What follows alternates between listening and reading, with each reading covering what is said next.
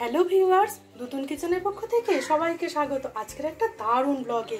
আজকে দারুণ স্বাদের কাতলা রেজালা বানাবো, যেটা গরম গরম ভাত বলো, পোলাও, ফ্রাইড রাইস বা পরোটা সবার সাথেই দারুণ লাগবে।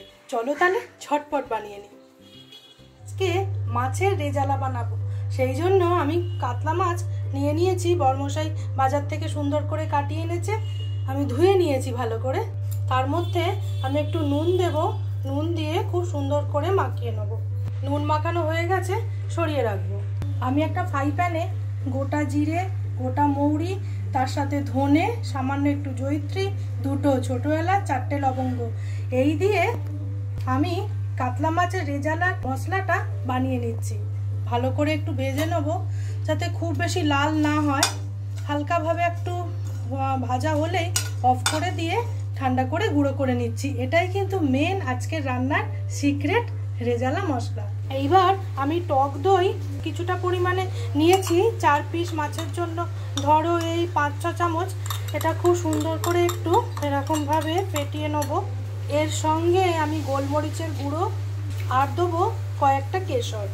তোমরা যদি কেশরটা দিতে না চাও তাহলে একটু ফুড কালার বা একটু সামান্য হলুদের গুঁড়োও দিতে পারো।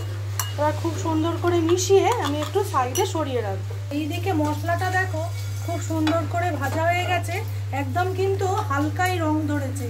এটা কিন্তু পুড়ে গেলে একদমই হবে না। এবার ঠান্ডা করে গুঁড়ো করে নেব। আমি মাছ ভাজার জন্য কড়াইতে সাদা তেল আর ঘি গরম করতে দিয়েছি।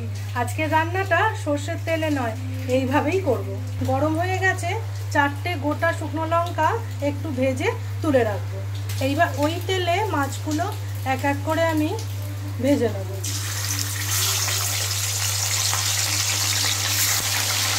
মাছটা একটু রং ধরলেই আমি উল্টে দিয়েছি। এবার নিচের দিকটা ভাজা হলেই তুলে রাখবো। এইভাবে সব মাছগুলো ভেজে নিচ্ছি। ভেজে তুলে নিলাম মাছগুলো। ওই তেলে দারচিনি, তেজপাতা আর গোটা গোলমরিচ ফোড়ন দিলাম। ফোড়নটা ভাজা হয়ে গেছে, এবার পেঁয়াজ বাটা দেবো। স্বাদ অনুযায়ী নুনটা দিয়ে দিচ্ছি। 4 পিস মাছের জন্য আমি 2টো মাঝারি সাইজের পেঁয়াজ বেটে নিয়েছি।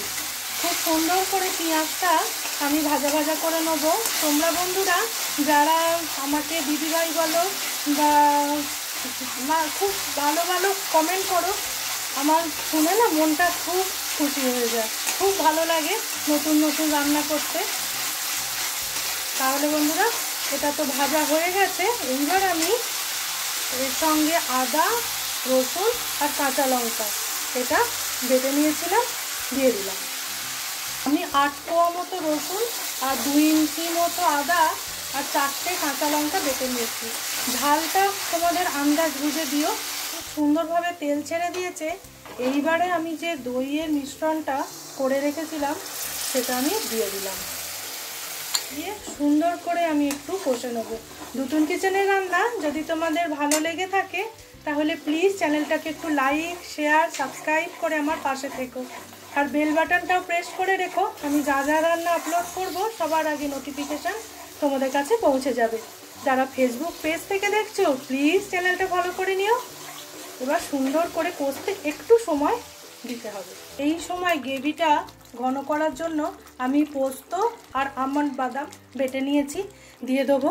তোমরা আমন্ডের পরিবর্তে কাজুও 4টে বেটে দিতে পারো। দেখো বন্ধুরা একদম সুন্দরভাবে মশলাটা কষা হয়ে গেছে। আমি দইয়ের বাটি দেওয়ার জল সামান্য এই একটুখানি দিলাম। খুব বেশি ঝোল তো এই রান্নাটা একদম ভালো লাগবে না। এইবার একটুখানি ফুটলেই মাছটা দিয়ে দেবো। ঝোলটা ফুটছে, ভেজে রাখা কাতলা মাছ দিয়ে দিচ্ছি। আজকে কাতলা মাছের রেজালা তোমাদের কেমন লাগলো অবশ্যই কমেন্ট করে জানিও। রান্নাটা হয়ে এসছে আর মিনিট 2 বাকি। এই সময় আমি যে ভাজা মশলাটা করলাম সেটা তো গুঁড়ো করে এনেছি, দিয়ে দেবো। তার সঙ্গেই ভেজে রাখা শুকনো লঙ্কাটাও দিয়ে দিচ্ছি। আজকের ভিডিওটা এইখানেই শেষ করছি। তোমরা ভালো থেকো, সুস্থ থেকো, নতুন কিচেনের পাশে থেকো। আমরা কিন্তু গরম গরম ভাত দিয়েই খাবো কাতলা রেজালা। তোমরা ভাত, রুটি, লুচি মানে এটা কিছু বলার নেই। এটা সবটাতেই কিন্তু পোলাও, ফ্রাইড রাইস সবের সাথে দুরন্ত লাগবে। তোমরা অবশ্যই একদিন ট্রাই করো। তাহলে বন্ধুরা আজকের মতো টাটা।